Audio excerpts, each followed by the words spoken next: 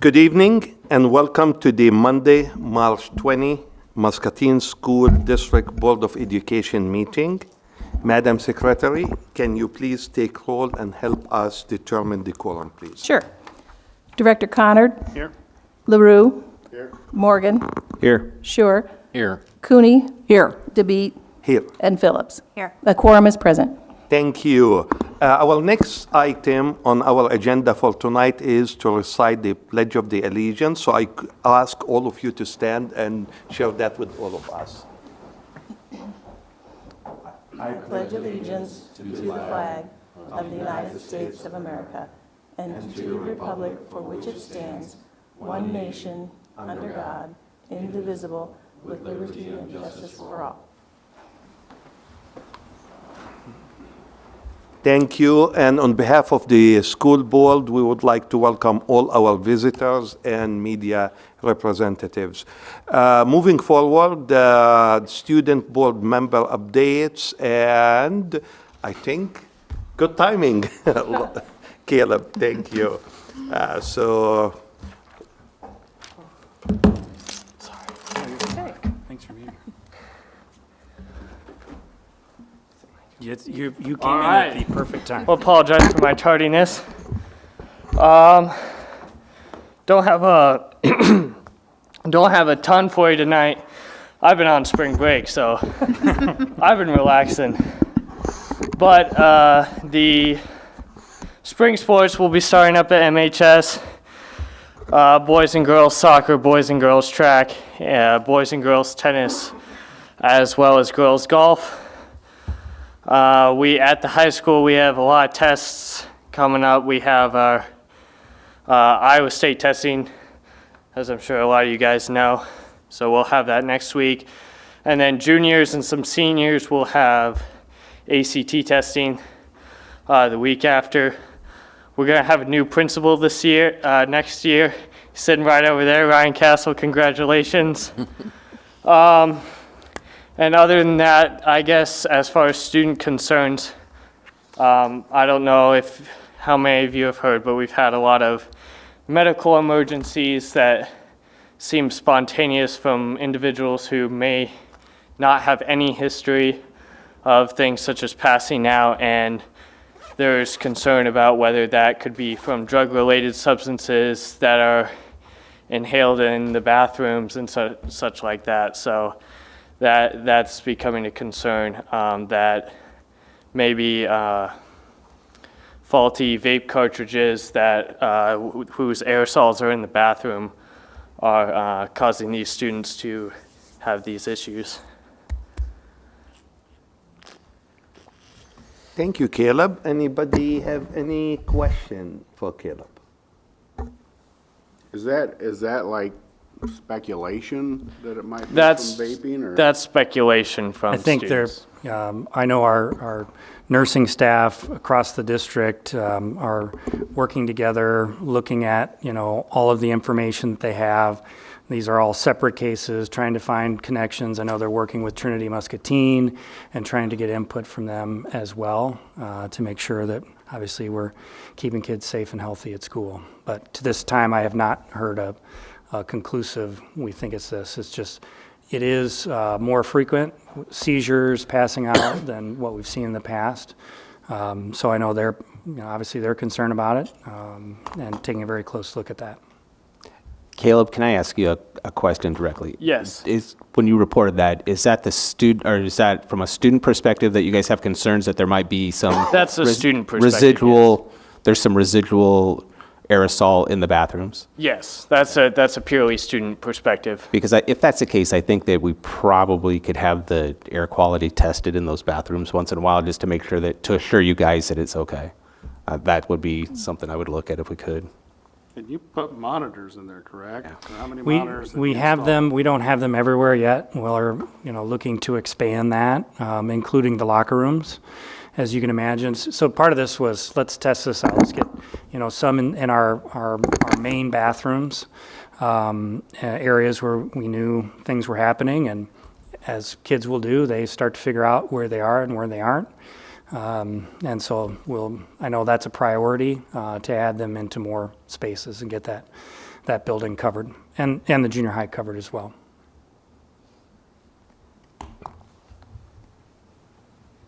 Anybody else? Okay, Caleb, thank you. Keep up Yep. the good work. Thank you for your report. Okay, moving forward, our next item is Citizen Speaks. If anyone in the audience wants to address the board, please step to the podium, state your name and address. You will have 3 minutes to speak. Per Iowa code, we cannot respond or engage in any discussion during the board meeting, but remember, our phone numbers, our emails are public information, so we always love to hear back from any of you at any time. But during the meeting here, we cannot engage in any discussion. So if anybody would like to address the board, please come forward.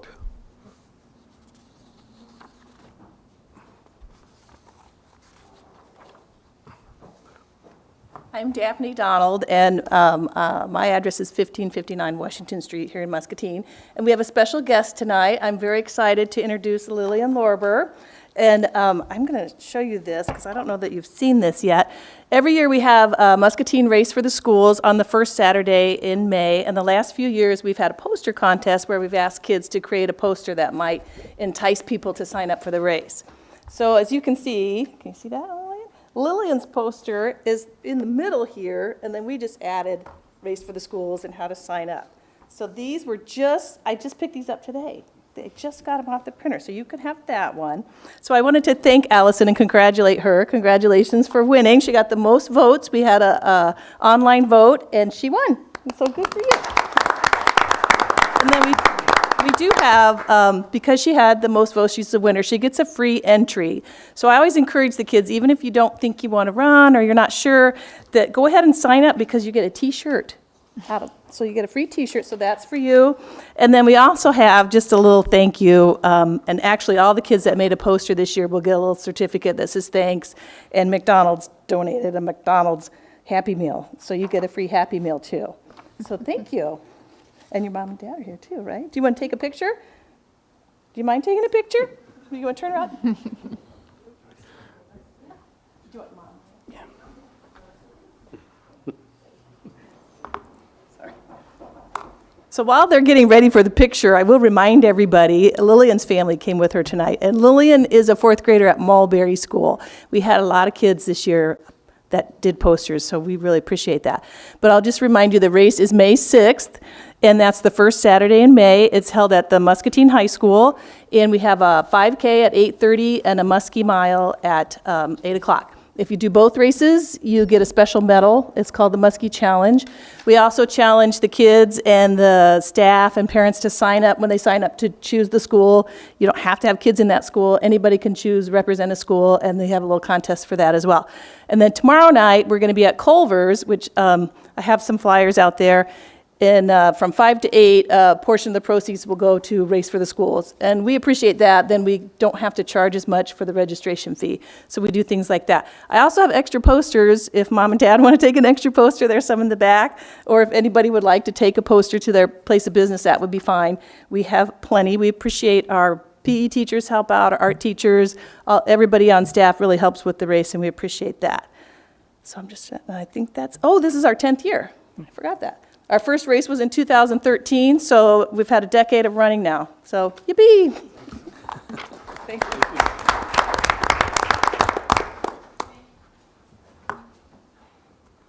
Thank you, Daphne, and thank you, Lillian. We are so proud of that piece of art that she created. Thank you. Thanks.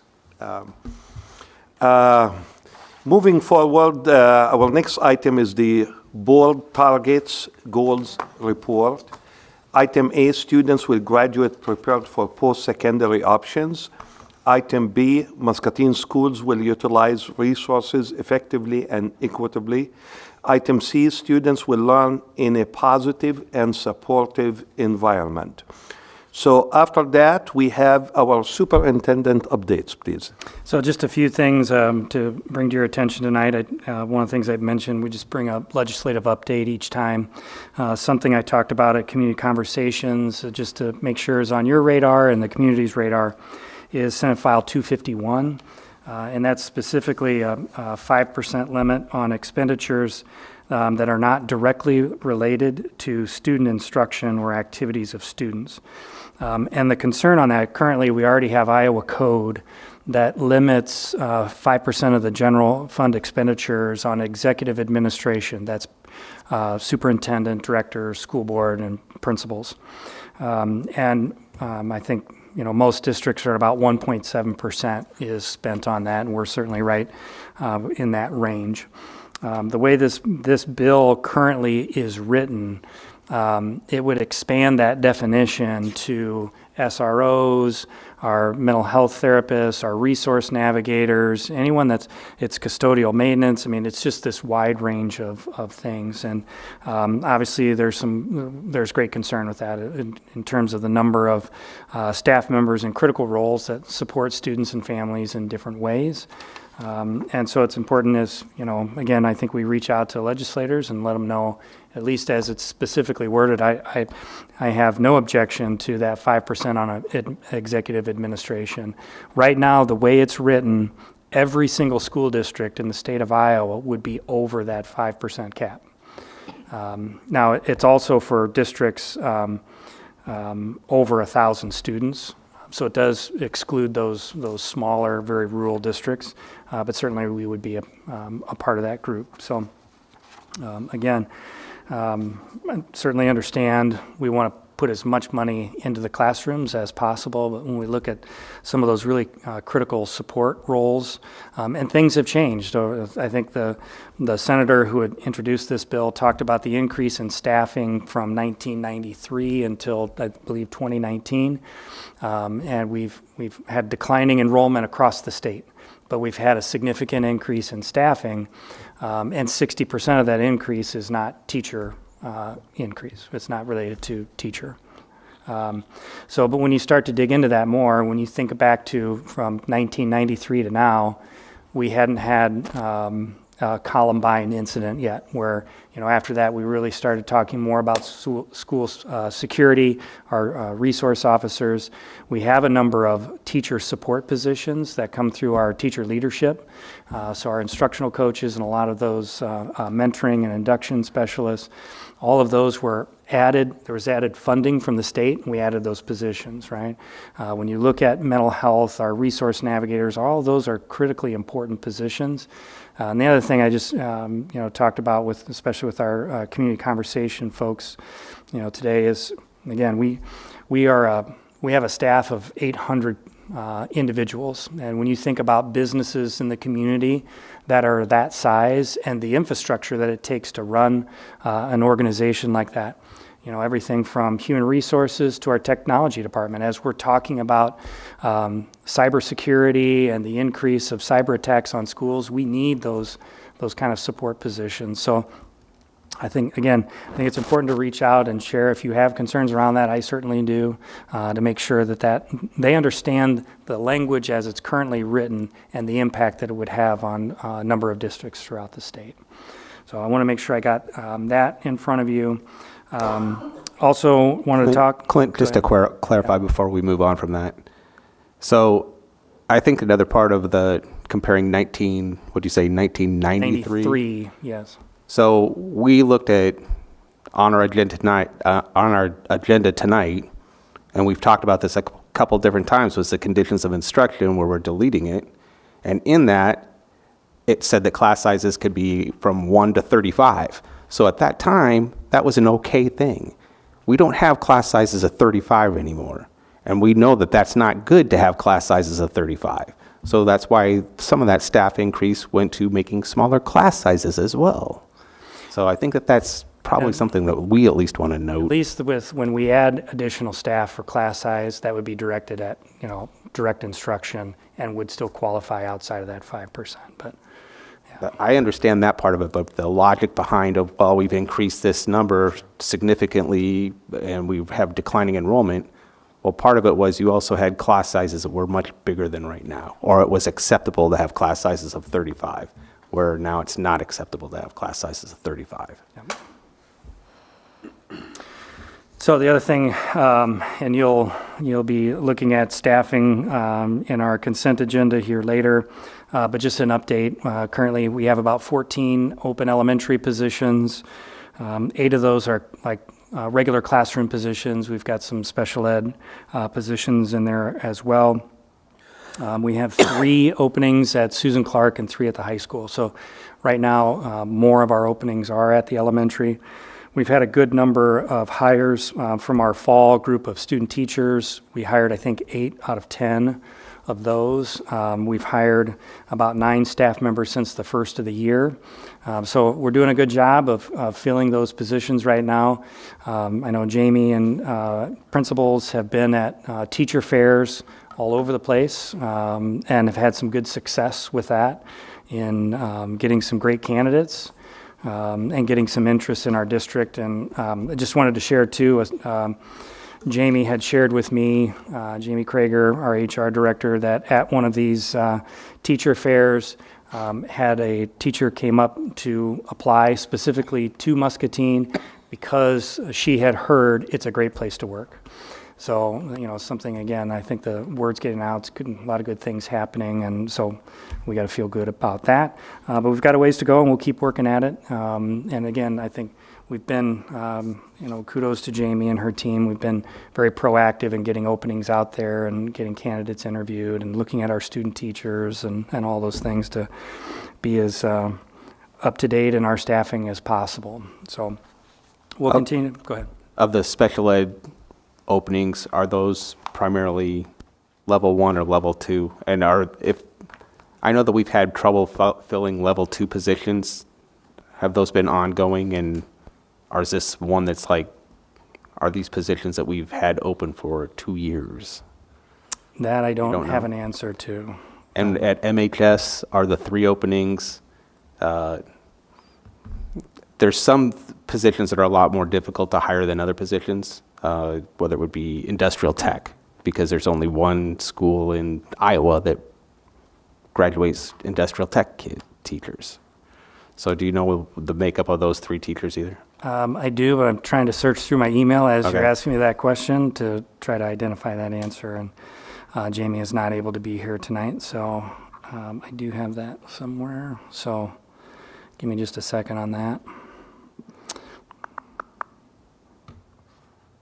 Because she did send that to me specifically. So I know that sometimes it's difficult to find physics teachers or higher level math teachers. we have family consumer science, which can be difficult. Yep. We have an English schools. position and a Strat 2 at the high school.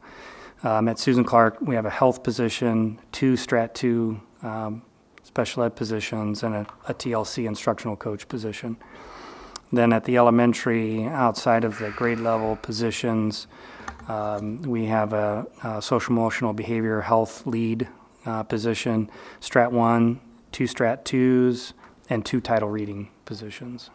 So Thank you. My understanding is that you had done some focus on what the amount of salary should be for the different positions this coming year. But I did hear from one individual who mentioned that she found it a little bit difficult when she's a SPED, where she's and I'm going to probably get it wrong, is the 2, which is a lower one than the 1 for what their position is or whatever, and said that there was a difference on how much money that they had. There was some kind of a bonus or something, and why weren't they included in that bonus area? So we, and that's been in place for several years. There is a stipend for Strat 2 and Strat 3 teachers. Because those are more challenging positions, working with more intensive supports for students, and they're hard to fill. And they require more certification. Yes. So we've specifically had that stipend in place for them. Because sometimes what will happen, you might get hired in on that Strat 2 or 3 position, then as soon as you can, you're bumping to something else, right? And so if we don't fill it, it's something that's continuously more challenging to keep filled. So that's why we've had that stipend. Again, that was been in place, I believe, for 4 years. which is why we still have 3 openings, and they're going to be really difficult to hire. I just, Well, and the last piece related to staffing is you'll be asked to approve Ryan Castle tonight as Muscatine High School principal, and we're looking forward to having Ryan there. So congratulations. Also in the process of looking at his current position, updating job description, and looking to get that posted and filled as well. So congratulations, Ryan. So with that, that is my update, unless there are questions from the board. Well, thank you, Clint, and I'm sure we also join you also congratulating Ryan. It's good to have him with us, part of the team, and especially as part of the high school. So we look forward to serve with you and work with you in the future. Thank you. Moving forward with the agenda, we move into the possible action item. The following items are considered to be routine by the Board of Education and will be enacted by one motion. There will be no separate discussion of these items unless a director so requests, in which event the item will be removed from the consent agenda and considered in its normal sequence from the agenda. The items are 1. Minutes, 2. Employment recommendations, 3. Bills and claims, 4. Special education tuition out contracts, 5. Special education tuition in contracts, 6. Policies no minimal required by law, 7. Policies the third reading, 8. Shared personal Latinx outreach agreement, 9. Agreement with EICC, MCC, MCSD, 10. Iowa Natural Gas Program Agreement, 11. Intra-fund transfer, and 12. Agreement with UNI. What are the wishes of the board? John, I would like to pull Ryan Castle's recommendation for hire out of the consent agenda. So Mike, is your motion is to approve the consent agenda with the removal of Ryan Yeah. Castle's, Well stated. I'd like to approve this, I'd like to make a motion to approve the consent agenda sans Ryan Castle's recommendation for hire. Second? So we have a motion and we have a second. Any discussion?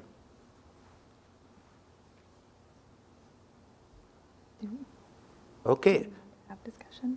you don't have to, Any because discussion? you're going to vote on it. Okay. on the other side. Those of you who are in favor of the consent agenda with the removal of the hire of Ryan, please signify by saying aye.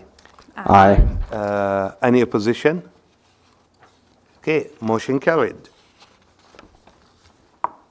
So, moving forward, would you?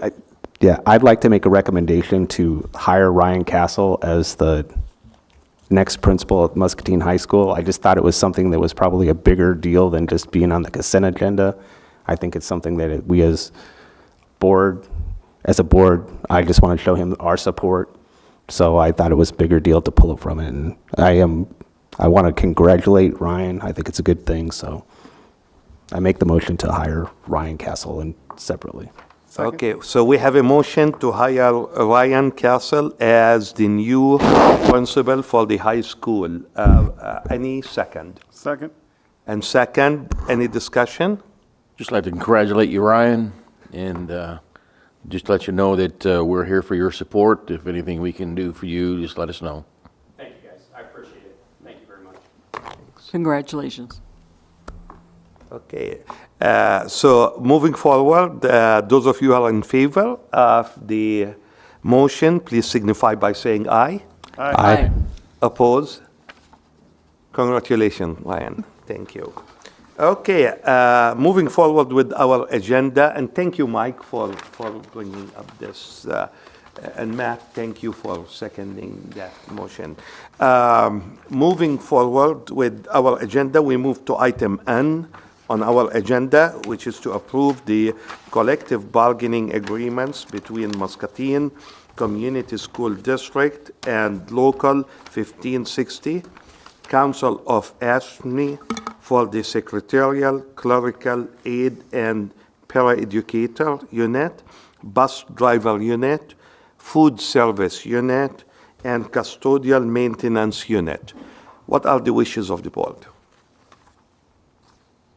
Move to approve the collective bargaining agreement between the Muscatine Community School Districts and Local 1560, Council of AFSCME for the Secretarial, Clerical, Aid, and Paraeducator Unit, Bus Driver Unit, Food Service Unit, and Custodial Maintenance Unit, as shown.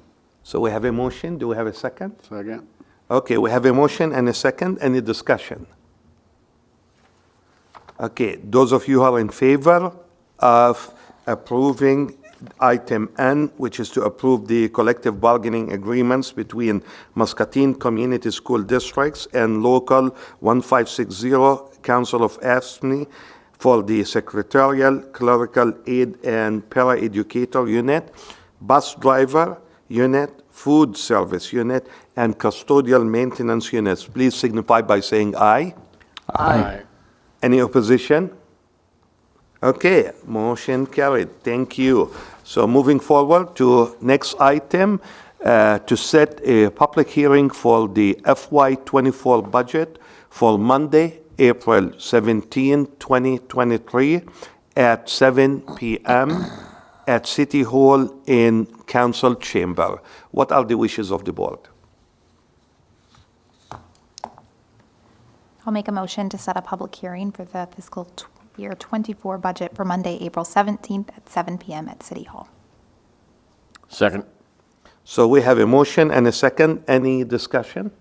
I just want to add something from our budget work session a couple months ago, it seems like. But so I added this late today because what I put in the board packet last week when Daphne sent it out changed. When I got back from vacation, there was a few things on the aid and levy that changed, so that changed the property tax rate from whatever I put in there to, it's actually still going down, but it's more like 19 cents than 26 cents because some things in the overall aid and levy across the state of Iowa changed when all the property tax valuations were redone across the state and came in. So the second page then is what will be published in the paper for our public hearing then next month. So, Okay. Thank you, Tom. Any question for Tom or any discussion? Okay, what are the wishes of the board in regard to setting a public hearing for the FY24 budget for Monday, April 17, 2023 at 7 p.m. at City Hall in Council Chamber? We have a motion and a second, right? Yeah. We have, okay. So those of you who are in favor of this, please signify by saying aye. Aye. Any opposition? Okay, motion carried. Thank you. Moving forward to approve the budget guarantee resolution for 2023-2024. What are the wishes of the board? I make a motion to approve the budget guarantee resolution for the 2023-2024. Second. So we have a motion and a second. Any discussion? Or Tom, would you like to say a few words? remind you again from the board work session, even though we don't need it for next year, this is just a standing agenda item because, you know, we don't know from year to year if we're going to need the budget guarantee. So just wanted to remind you of that. And this is, Tom, correct me if I'm wrong, it's as you said, standard Yep. procedure that the board Right. goes through this process almost every year. Right, that is correct. Okay.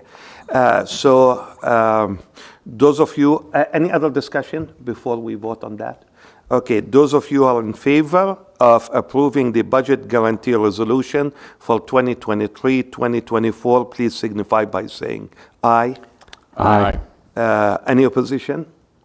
Okay, motion carried. Thank you.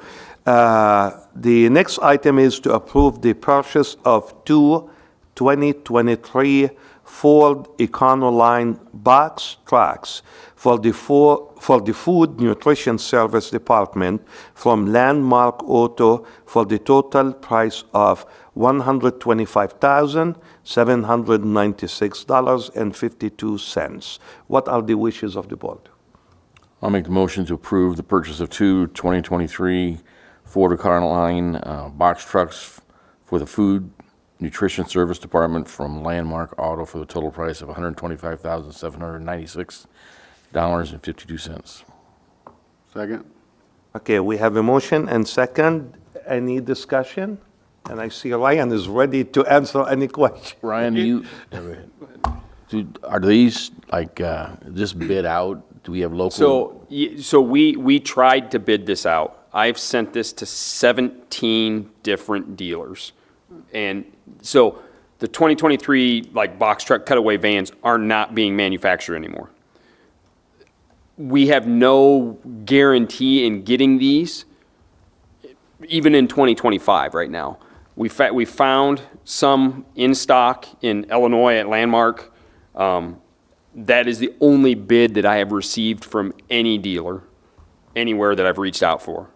So it's kind of where we're at right now. What are they making instead of those? Well, and they're not making vans hardly at all right now, period. So whether it be Econoline vans that are cutaways for this or transits for like passenger vans, when you can make SUVs and you can make trucks and you can sell them off the lot really, really quickly, Ford just isn't making vans right now.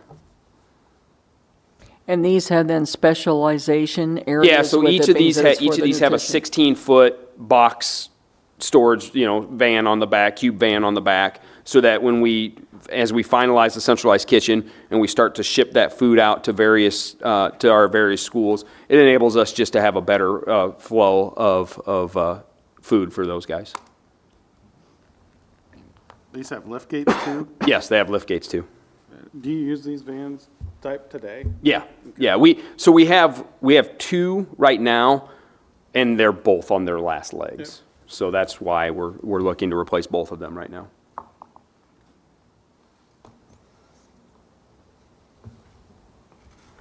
Thank you. Thank you. Any other question? Okay, those of you are in favor of approving the purchase of two 2023 Ford Econoline box trucks for the Food Nutrition Service Department from Landmark Auto for the total price of $125,796.52. Please signify by saying aye. Aye. Any opposition? Okay, motion carried. Thank you. So moving forward to our discussion and information section of our agenda, the first item is Tom. Okay.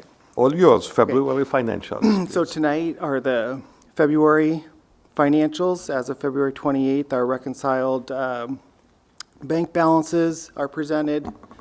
And then also our year-to-date fund financial summary in each fund, and then our general fund revenues and expenditures. And then you can see our agenda for action items and informational items. I don't have anything specific to point out on any of the financials.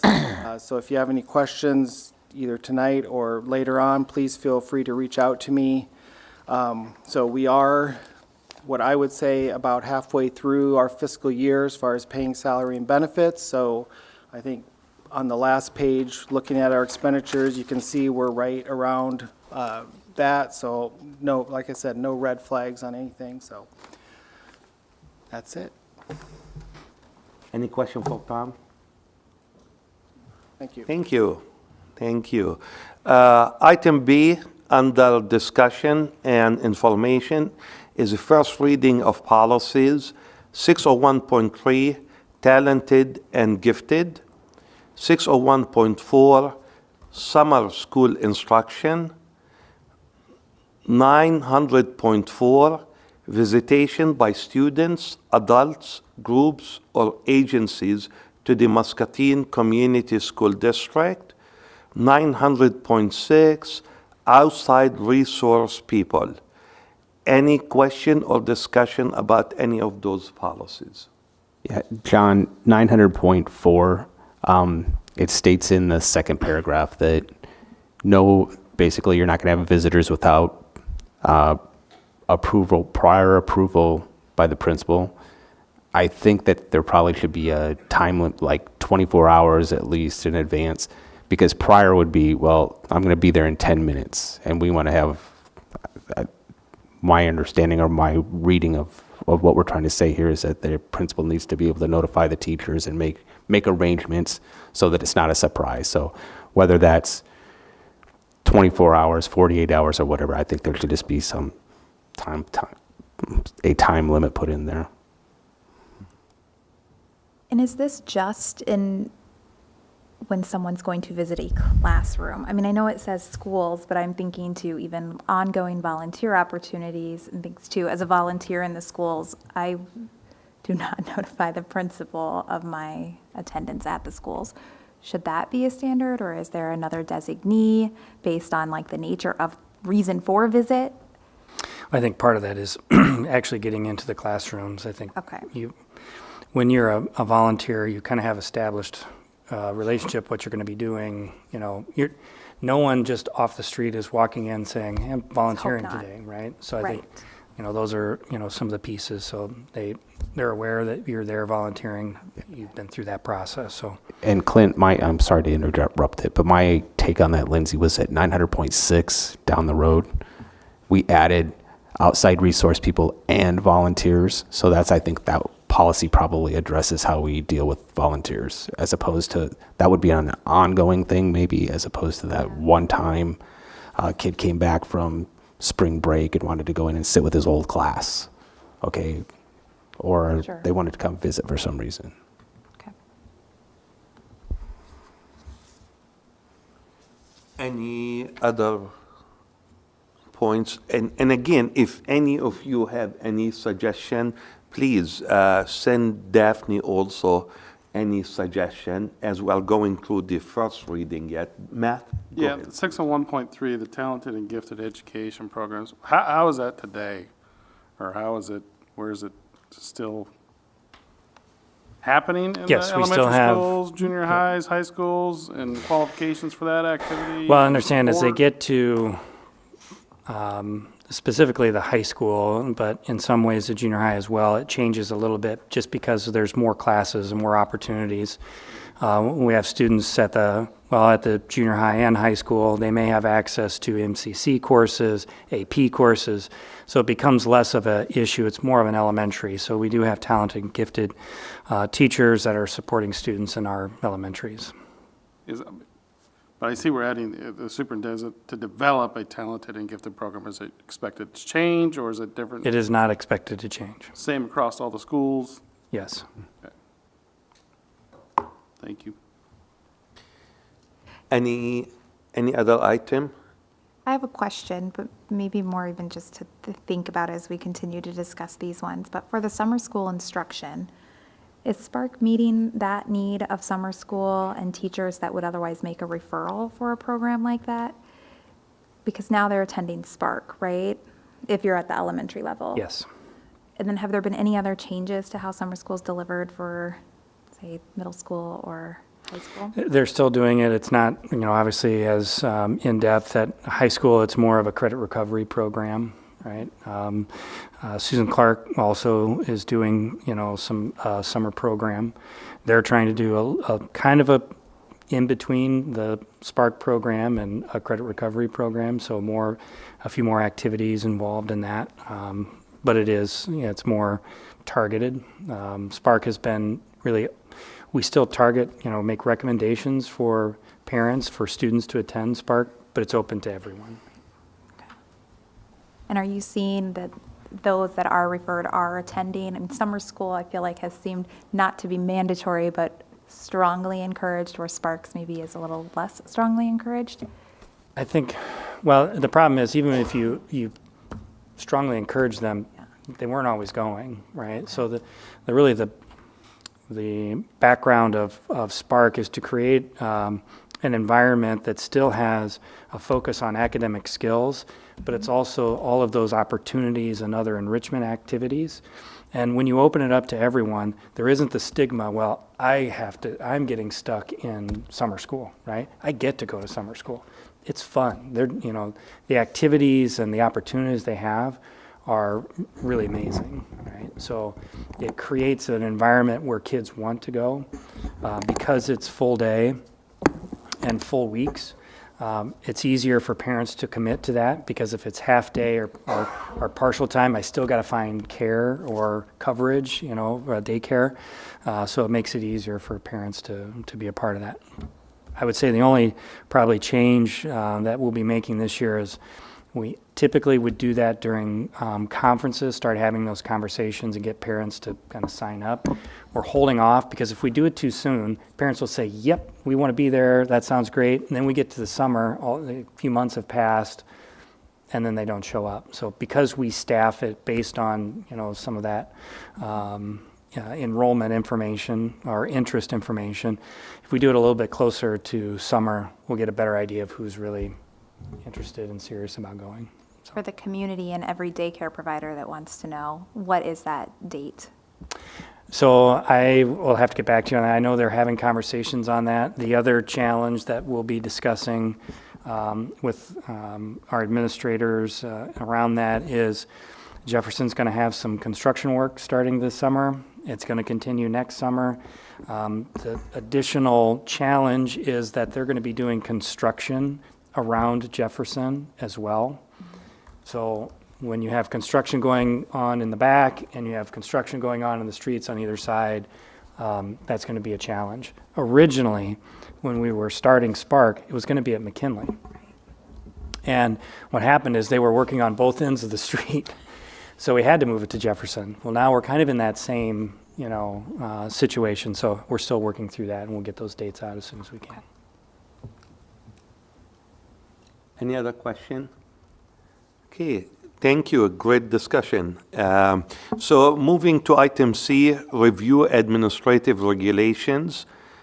Item 1, 900.4 R1, visitation by students, adults, groups, or agencies to the Muscatine Community School District, and that will be an administration or administrative regulations. Any question about that? I do, from the standpoint of, I do believe in the Raptor, which is used to be able to take and make sure who is coming in the buildings. I'm trying to remember, though, is there something that visitors, that they sign or anything to show what their understanding of not only what their, why they gave that driver's license, but number 6, is actually saying about the expectation about respecting student confidential rights and related to achievement or student conduct that they observe in the building.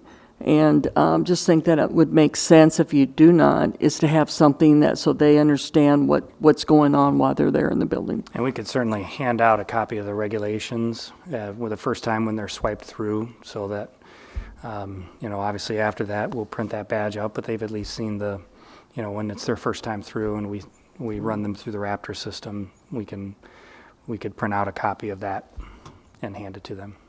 That'd be great. Thank you. That's a good idea.